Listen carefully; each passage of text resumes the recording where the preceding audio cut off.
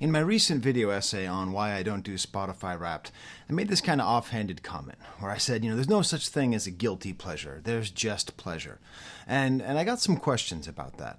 And I really thought that, well, why not? It's the end of the year. It's kind of like essay season. So I thought I would address, what do I mean by that? Why am I so unbelievably against the concept of you ever saying that you could be embarrassed by something that you enjoy? Okay? Anything you derive personal enjoyment from should be associated with guilt. I'm strongly against that. So let me explain why with a bunch of different reasons, okay? If you look up any kind of sort of basic definition of guilty pleasure, it basically boils down to a feeling of minor guilt, right? Not like a major guilt, but a minor guilt over something pleasurable, okay? Usually in the field of art, music or food or fashion, something that people create and you like it even though you think you shouldn't.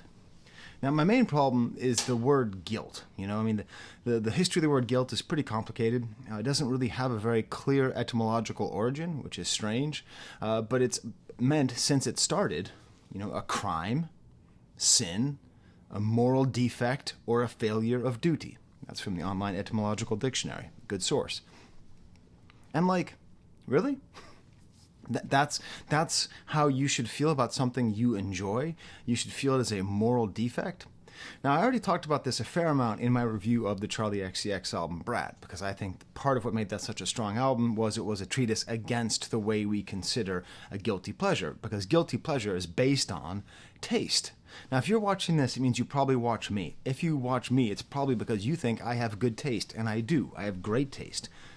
But I have great taste in two different ways, which we'll talk about. I have great taste, which is just personal. It's been developed through a life of experience and an open mind.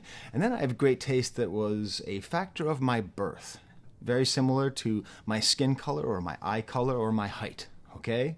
And that's what might surprise you. And when I think about, guilty pleasures in music in particular, because this is a music channel, although we'll be spending a long time talking about the movie Pulp Fiction very soon, here's some examples that people have given me over the years. And I'll sing them first. And then when you know the song, when you're like, oh, I know that song. Sorry, I got my baby monitor. I have to make sure that she's still asleep as I start this video. Okay, looking good. As I start to sing these songs, you're going to know them. Hey, I just met you, and this is crazy. So here's my number. You can finish that song. That's not a guilty pleasure. Okay, we now know that Carly Rae Jepsen's a great artist. Or, hey, it's Christmas time. You might love the Christmas album by the Chipmunks. That's supposed to be for kids. That's not supposed to be for adults. You're not supposed to be fascinated by the way they sing pumpkin pie. That may not get stuck in your head for your entire life. Just whenever you see pumpkin pie, you just go pumpkin pie. But even that's a little edgy. Even that's a little, look at what else is in my collection. The Michael Bublé Christmas. Do you know why I bought this? Because I used to make fun of the Dr. and Mrs. for liking Michael Bublé. Even though she's got great taste in music, this was not up to my standards. Ooh, I got the moves like Jagger. Oh, we're getting into a tougher zone here. Maroon 5. How can I, a self-respecting music critic, respect Maroon 5? Moves like Jagger. If I enjoyed that song, which I don't, but if I did, that would be a perfect example of a guilty pleasure. Push me up against the wall, young Kentucky girl in a push-up bra. That's the example I saw the most, is people saying that they like the Red Hot Chili Peppers. And I make fun of anybody who likes Red Hot Chili Peppers. I think they're an absolute trash band, you know what I mean? They're just the worst, Just every song is just like, California, and it's all just a big joke. And I would never listen to the Red Hot Chili Peppers. I would never have seen them 3 times in concert. I would never have a begrudging respect for them this long, because I'm supposed to be cooler than that. I'm supposed to not feel that guilt. One more song to give you the idea of what a guilty pleasure is, okay? Here we go. This is fun. It's the remix to Ignition, hot and fresh out the kitchen. Mama rolling that body, got every man in here wishing. Sipping on coke and rum. I'm like, so what? I'm drunk. It's the fucking weekend, baby, and I'm about to have some fun. Wait, why aren't you laughing? The other ones were funny. I was talking about Alvin and the Chipmunks and Michael Bublé and Red Hot Chili Peppers. Why aren't you laughing now that I'm talking about R. Kelly? Why? What's not fun about R. Kelly? Is it the same thing? That's going to be my greatest gift to you. I'm going to help you understand that there's a very big difference from a guilty pleasure, which I do not think should exist, okay, and what it is to listen to R. Kelly, what it is to listen to people who have done terrible things and with whom you greatly, greatly, greatly disagree, whether it's Kid Rock, Kanye, Michael Jackson, whatever, okay? So, thank you for auditing the Always Positive New Music Review Show, hosted by a French professor who's going to start off by talking about some isms.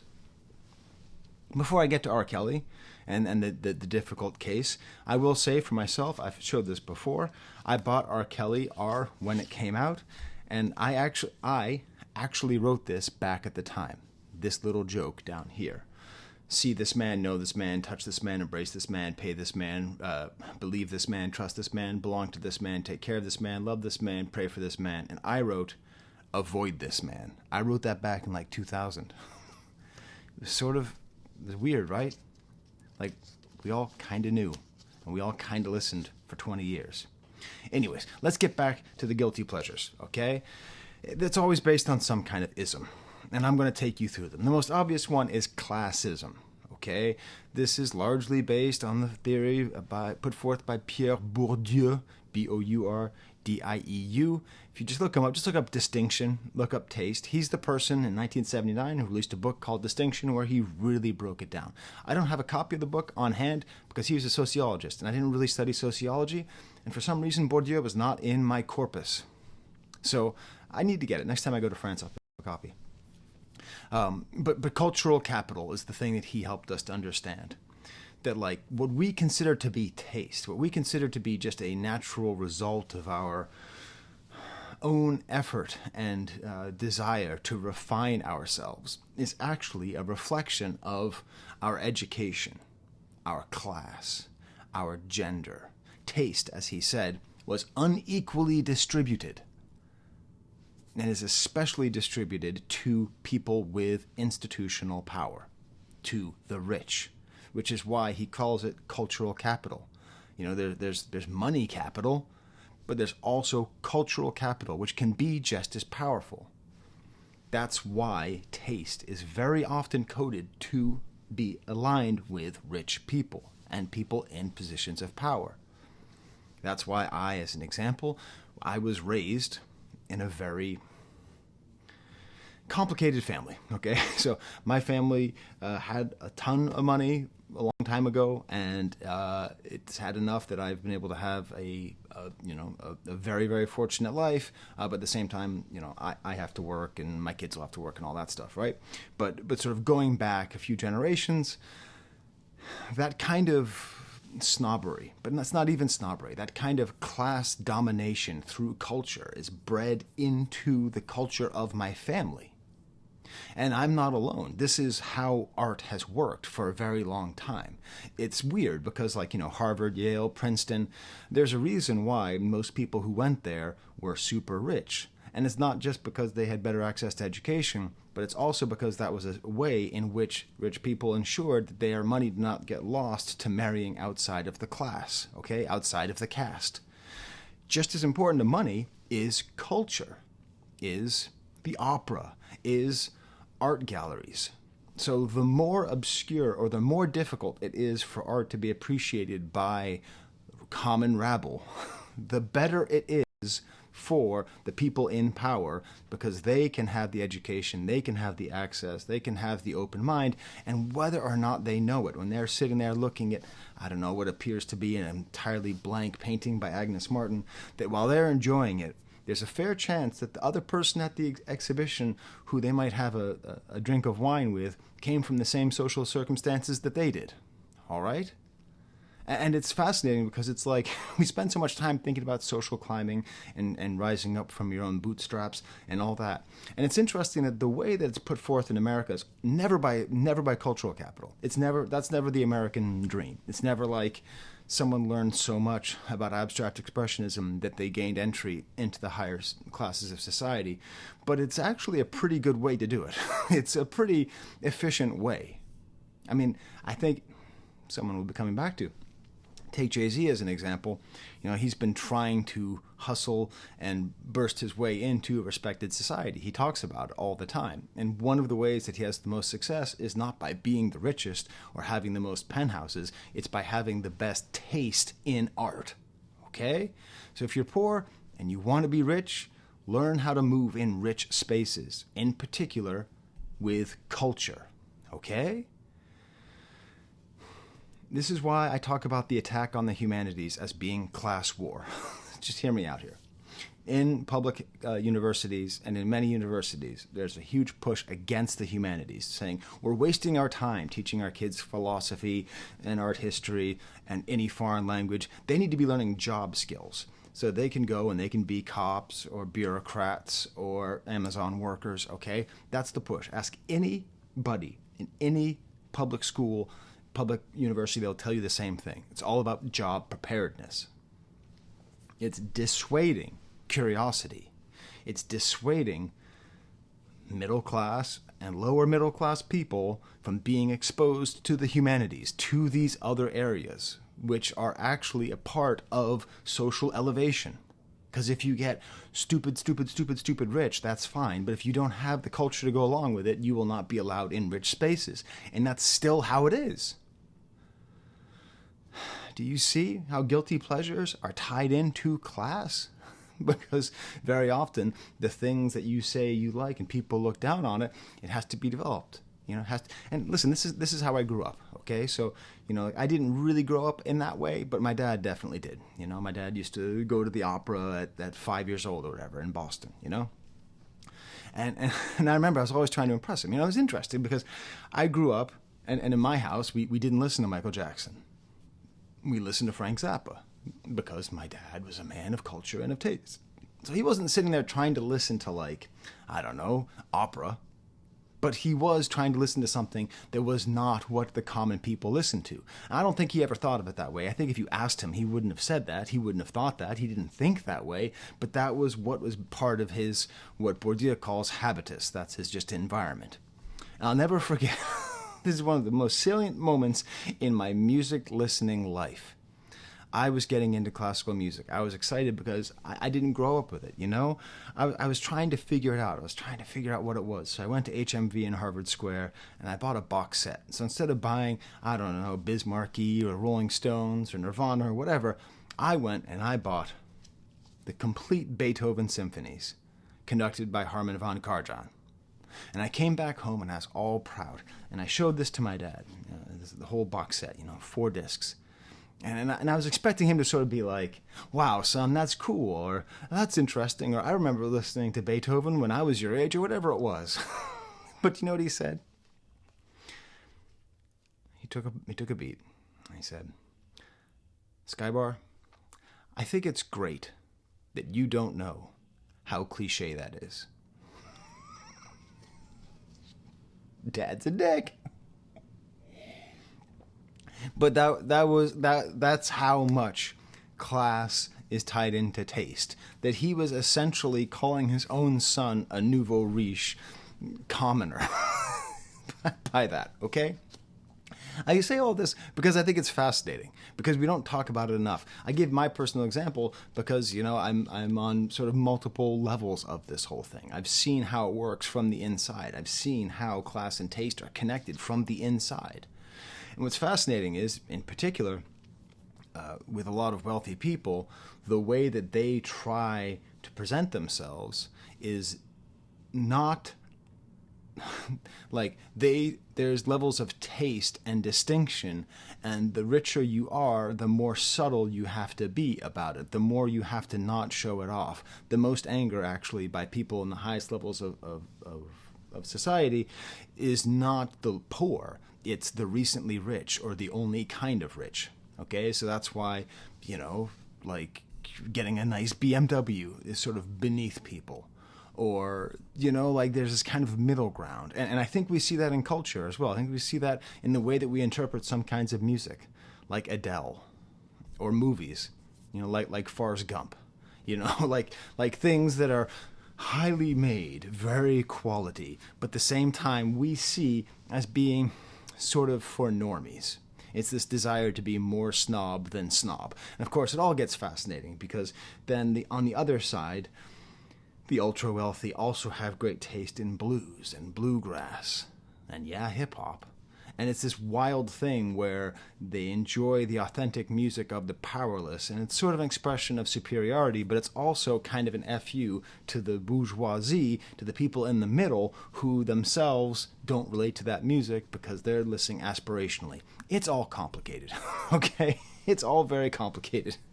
But I would say every time that you call something a guilty pleasure, know that it's not that different than my dad saying, I think it's great that you don't know how cliche that is.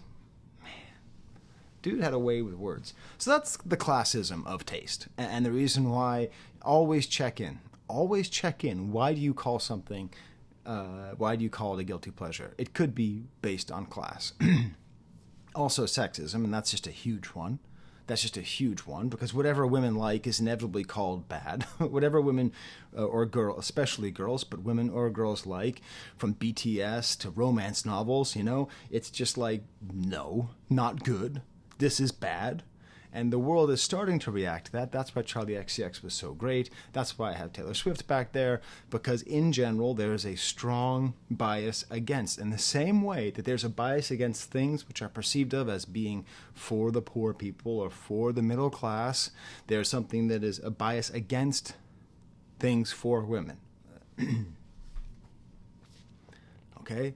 In general, women and girls enjoy crooners more than men do. Not as a rule, but in general. So I've always looked down on Michael Bublé. I've listened to this album. It's not very good. But his voice is absolutely wonderful. That appreciation, my despair. Look at him. Look at him. He's just giving you a gift. He's just giving you a gift. Thank you, Michael Bublé. It's our way of putting women down. It can also be classist, sexist. It can also be racist. This is where things get super complicated because very often there is some kind of cultural exchange. But I would say that most power structures have taste based on what, in a white supremacist society, which most societies are, it's based on what rich white people like. And quite often, rich white people like things that are made by people of color. But if we don't like the thing that the people of color make, it immediately becomes part of bad taste. And this is also what has the bizarre thing of giving white people the concept that they have permission to gatekeep people of color's culture. And that's why I try very carefully on this channel to not be a gatekeeper. I just try to be an appreciator, okay? I don't ever try to tell people why you should or shouldn't. But just as an example, my colleague Justin Hunt here on YouTube, he put out a top 11 of rap music, and he put Vultures in there because it is one of the best albums of the year. Sorry. And didn't put, JPEG Mafia. And all of his comments were like, bro, you don't know anything about rap. It's like, he almost invented knowing stuff about rap. Okay, sexist, racist, classist, homophobist? Man, we really screwed up on this. What's the ism for homophobia? There isn't one. But it can be homophobic-ism as well. I think about when I was growing up, in my family, there was a term, HUD, homosexual underground dance music, which referred to, Pet Shop Boys, even like The Cure and the Smiths, who I'd go on to love. Basically anything that was seen as not being appropriately masculine was looked down on. And musicals, the same way, just kind of looked down on because it was seen as being appreciated by, all these kinds of silent biases that exist underneath that go into you every time you say guilty pleasure. Ooh, got the moves like Jagger. There's a lot going on when you say that is bad if you enjoy it. So, just be you. Be like Professor Skye. I am incapable of being embarrassed by anything I like. Venga Boys, Hamster Dance. I deserve to love it. Oh, because I have a policy in life, and I'd like to share this with you. Once I like it, it's good. Because good is always subjective. always subjective. Because if good is not subjective, then there's someone who defines what is good. And I got news for you. The person who defines what is good is always going to be a super duper rich white guy in power. Or somebody who the super duper rich white guy in power has deputized to tell you what is good. Once you like it, it's good. Okay? It is not bad. You should not have this feeling of shame. You know? Because a lot of times, too, like, you need to understand there's a personal vanity that goes in to the idea of a guilty pleasure. The idea of how you see yourself. This is why I was obsessed with Spotify, with people being like, oh my God, I'm so embarrassed that that's my number one. I was embarrassed that the thing I listened to most last year was the Beatles, and I love the Beatles, and I could defend them. But as a music critic and a serious guy, I wanted it to be something else, but you can't help it. Because you know what you want with your taste? You know, kind of weird, secretly classist, secretly domineering instinct you have inside yourself? You want to be distinguished. I am different than other people. That's the desire. That's why Bourdieu called his book Distinction. He didn't call it taste, even though it's all about taste. We use taste to distinguish ourselves. Once again, I go back to the book The Misanthrope by Molière. Okay? I talked about it with Marcy. We'll talk about Marcy in a second, as somebody who hates humanity. That's what a misanthrope is. There's someone who hates humanity. And the beginning of the book, he says, Je veux qu'on me distingue, et pour le trancher net, l'ami du genre humain n'est point du tout mon fait. I want to be distinguished. Even more, I want that someone distinguishes me. His whole goal, his hatred of humanity, his motivation in life, through what he enjoys, through what he does, is to be distinguished above other people. That's what you say when you say it's a guilty pleasure. It's because you think you're above everybody, but this one thing proves you might not be. Nobody has a guilty pleasure. This is what we have, This is what leads to the kind of thinking that goes into NPC music or coworker music. This whole concept. A co-worker music. Do you even understand how what a dystopian capitalist hellscape that sentence is? That we're supposed to have contempt for our co-worker's taste? If it's a co-worker, it means that you are in the same place. You are working together. You should be banding together to fight the company to get a raise or a better health insurance program or dental program. Lisa needs braces. Dental plan, that's what you should be doing. Lisa needs braces. Dental plan, Lisa needs braces. You shouldn't be looking at your coworker and being like, Taylor Swift again. I'm listening to JPEG Mafia. Lisa needs braces, y'all. Lisa needs braces, like for real. And we are in a tough spot. If we look at our coworkers, literally the people who are with us, and we want to be distinguished. I got news for you.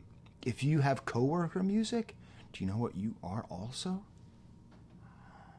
You're a coworker. Oh no. You can't be a coworker you can't see a coworker and not be a coworker. That's how cowork works. So it's a terrible classist statement where you are actually sort of internalizing the value of the people who dominate you and exerting those on your equals instead of finding some kind of solidarity.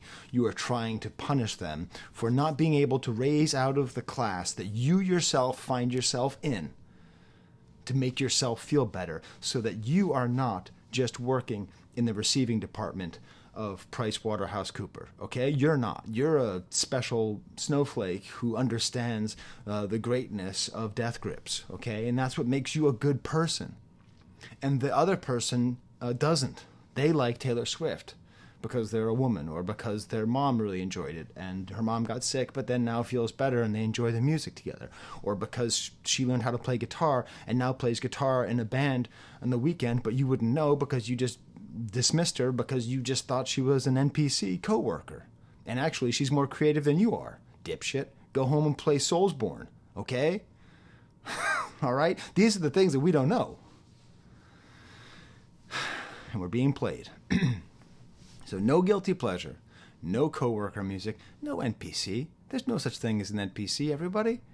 You can't make fun of someone for having main character complex and then refer to other people as NPC. And it all ties into the concept of hipsters, the idea of like making yourself above other people through appreciation of things, either genuinely or ironically, which makes sure that through that level of irony, you exert your mental superiority over everybody.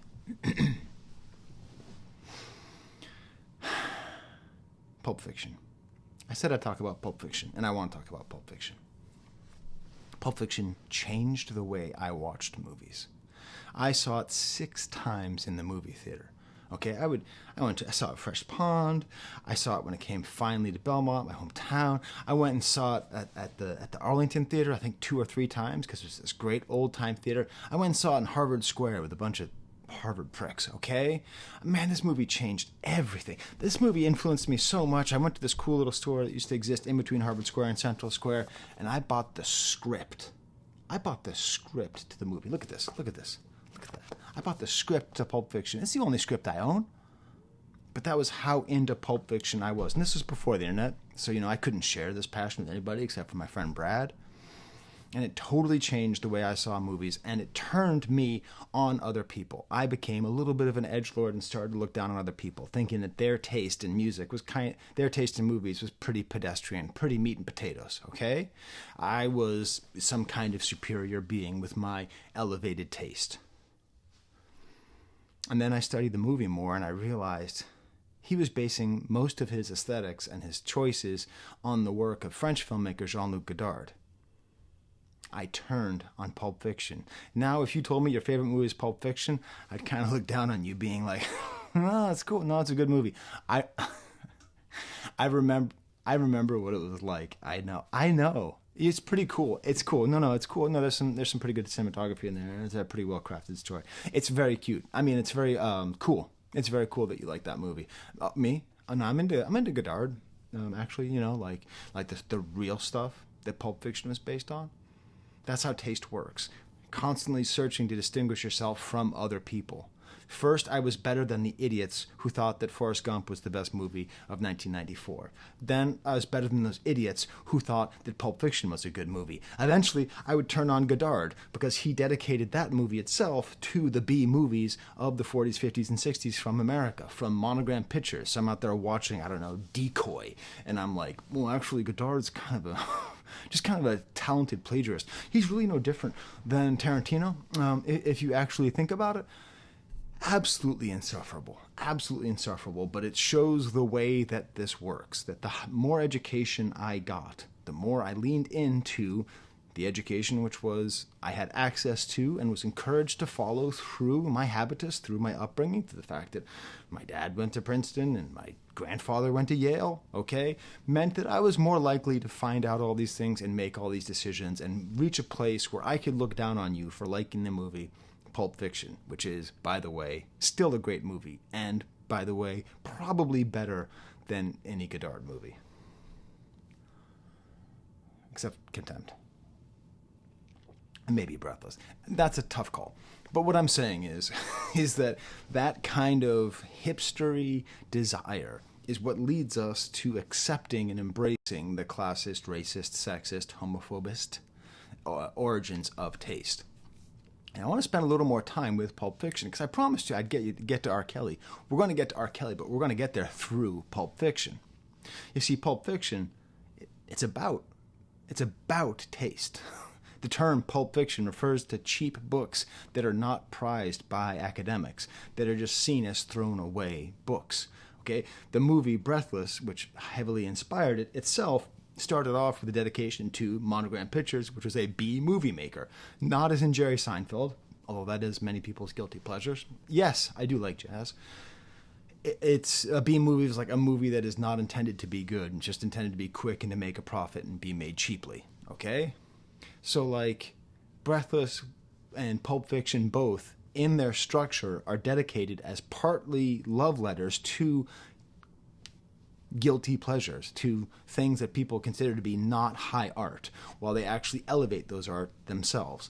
All throughout the movie, Pulp Fiction. You have this everywhere. You know, you have the Tarantino character and his terrible clothes, and how funny it is when when Jules and Vincent have to wear the clothes. Ha ha ha, they're your clothes, motherfucker. In this very similar scene, that the character, wow, the coffee, this is some gourmet shit. Okay? Very important. Taste is a very important element of that movie, but especially when it comes to food. And this is where I'm going to get to R. Kelly through Pulp Fiction. Okay? You see, there's 2 eating scenes with Jules, Samuel Jackson's character, the hero of the movie. Yes, there is one hero to the movie Pulp Fiction, and it is Jules. Do some watching, everybody.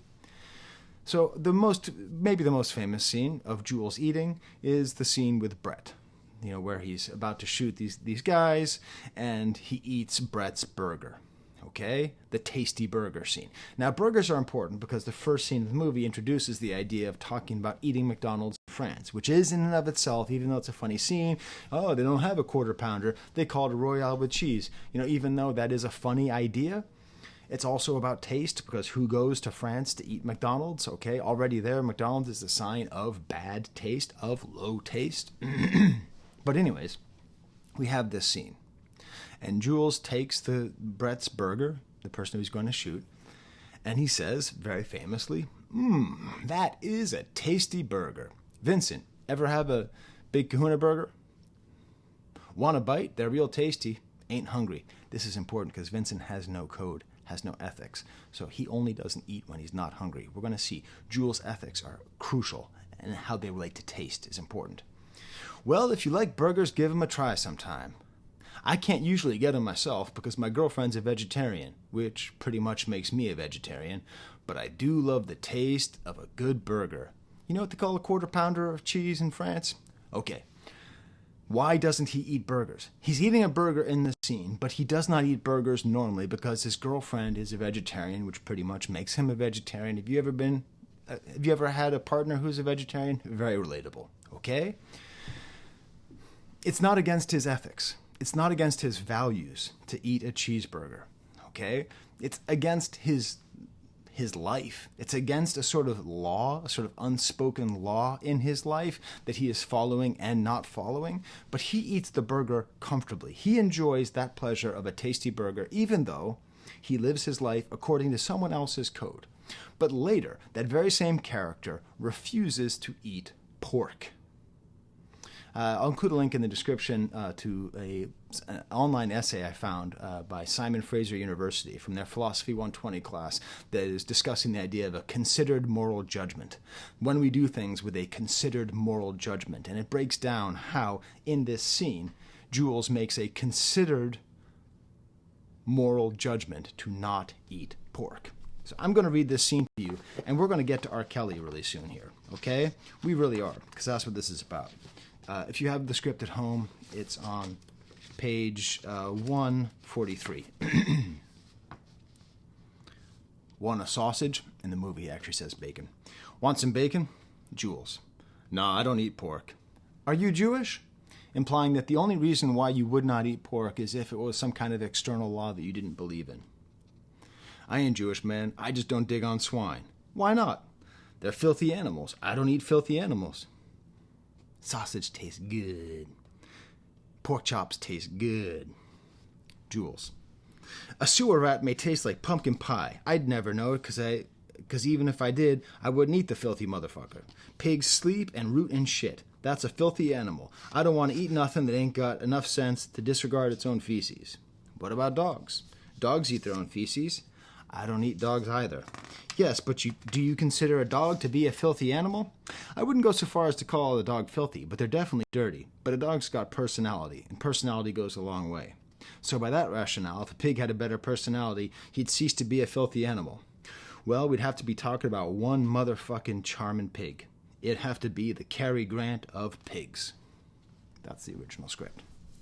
The Cary Grant of pigs.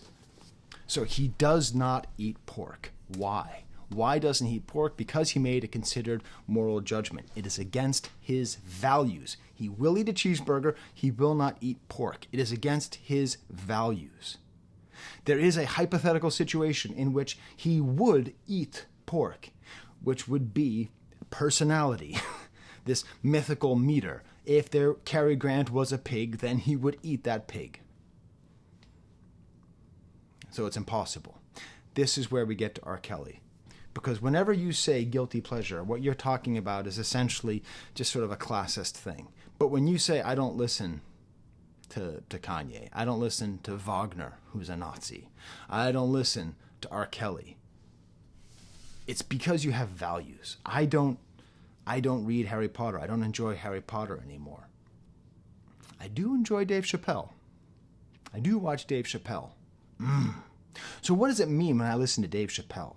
Am I acting outside of my values? That's really the way to think about it. My wife helped me come up with that term. Acting outside your values. She saw it on some podcast somewhere, but she wouldn't tell me what podcast, so I can't quote it properly. Acting outside your values. That's a whole different thing. That's not a guilty pleasure. Listening to R. Kelly is not a guilty pleasure.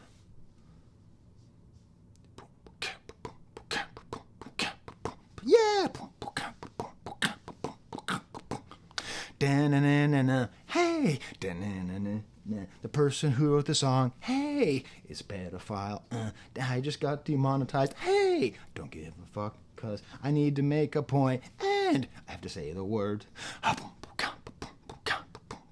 Remember the scene in Joker when we're all kind of dancing to it? Every time you watch Joker, that guy gets money, and he's just sitting there rotting in jail, and he's cashing checks, and he touched kids. And every single time you hear that at a sports thing, you used to never hear that at sports games after a while when it first came out, but over time we've just decided to let it go because the desire after your team scores a goal in hockey to do da-na-na-na-na, hey, it's just too great. We're acting outside our values, hey, and it's okay because, is it okay?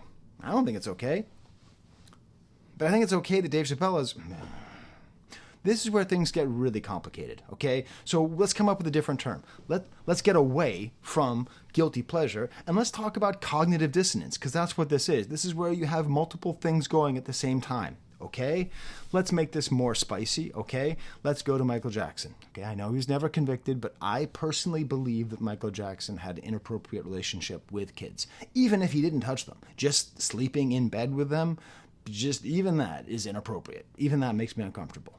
And it makes me more likely to believe the other stuff. But that doesn't matter, okay? For the purposes of this essay, I believe that Michael Jackson touched kids. I'm not saying he did. I'm saying that's what I believe. I love Off the Wall, okay? This album is a 10 out of 10, okay? It is an absolute masterpiece.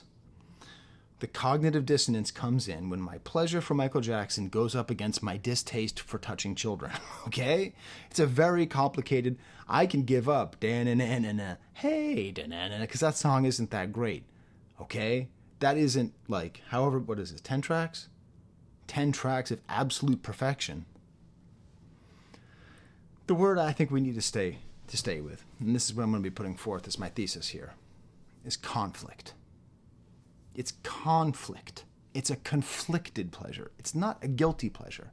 You should not feel guilty for liking Michael Bublé or Maroon 5 or Nickelback or whoever or Taylor Swift. You shouldn't feel guilty.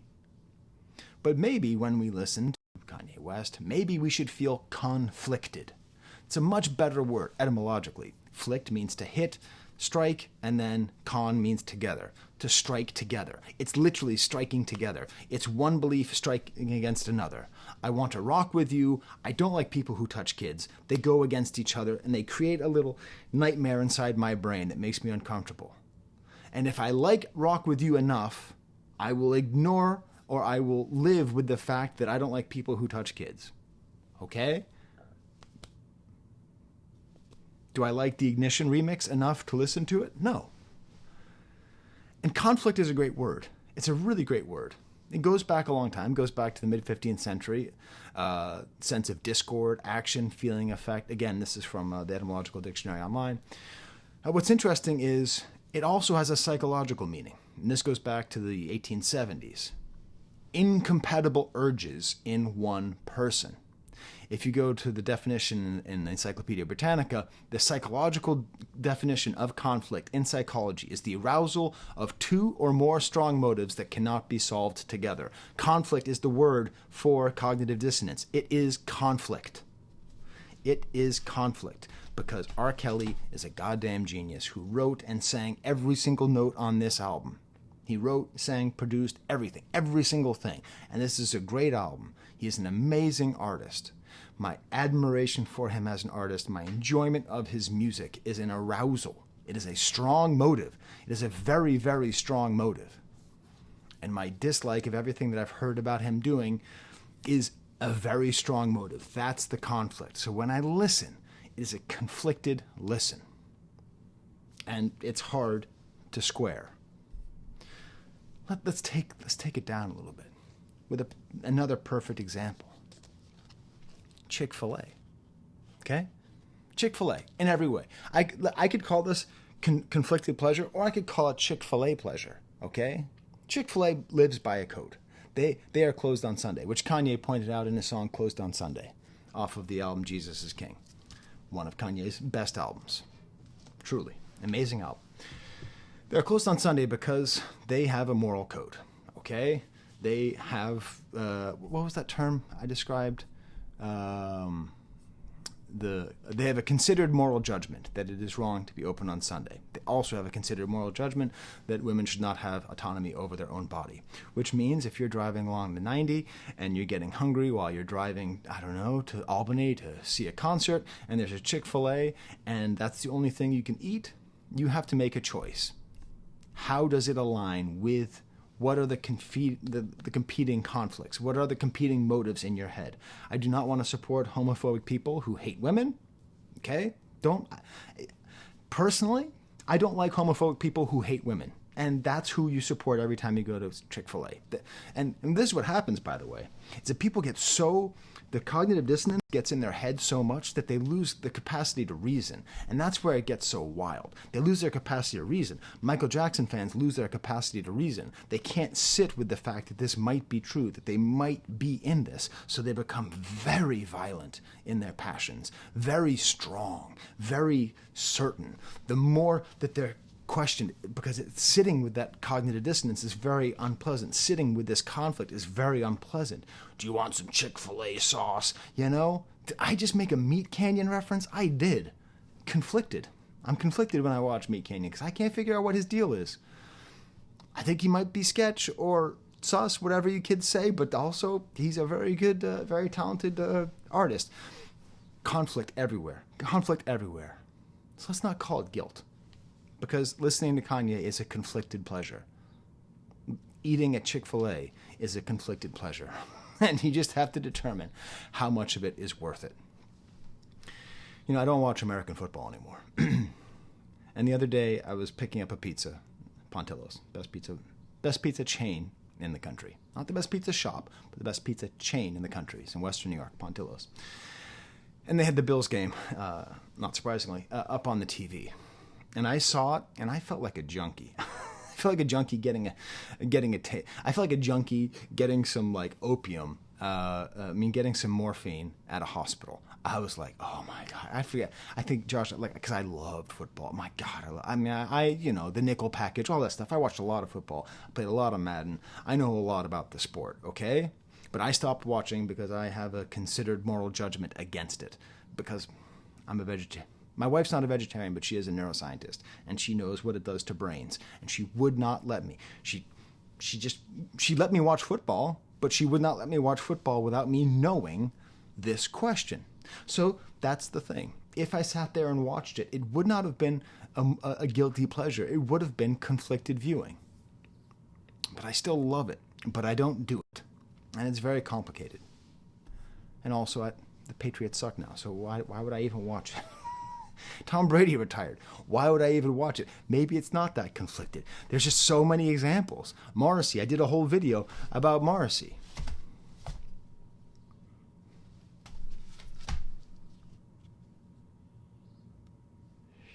Shit.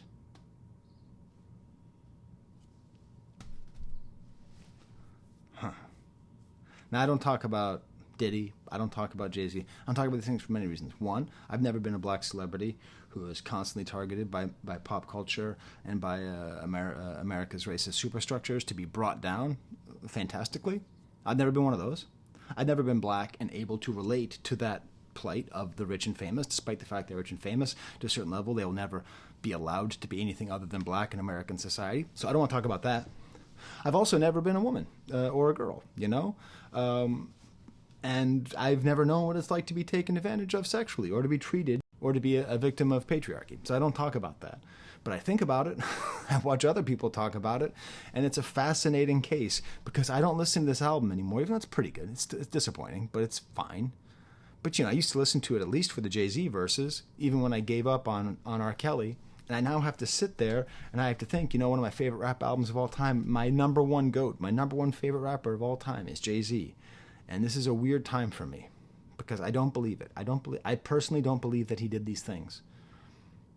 But why? Why do I believe that? I don't want to be conflicted. Anyways, hope you enjoyed this little essay. I'm going to be doing the Stampies later on, year-end stuff. I just like talking. Isn't it weird how I very often will end right around the 50-minute mark, because that's how long my classes are when I teach. They're 50 minutes, 50. Anyways, so your homework is to never use the term guilty pleasure again. And if you're ever talking about conflicted pleasure, just say you feel conflicted. You don't have to call it conflicted pleasure. Just say oh, I feel conflicted because I really enjoy... Kid Rock's a great example. Kid Rock is both a conflicted pleasure and a guilty pleasure, okay? If you listen to Ba Wada Ba because you think it's a good song and you enjoy it, that's fine, because that's okay. Don't call it a guilty pleasure, because that's sort of classist, actually, when you really think about it. But if you don't want to support him because he's an odious ghoul, then it's a conflicted pleasure. All right, I'm done here. Until next time, let's give a thanks to Bo, who has an ear infection and was flipping his ear around all over the place earlier, but he stopped. Thank you, Bo. You're a good boy. Yeah. Ointment time. There's Gamma.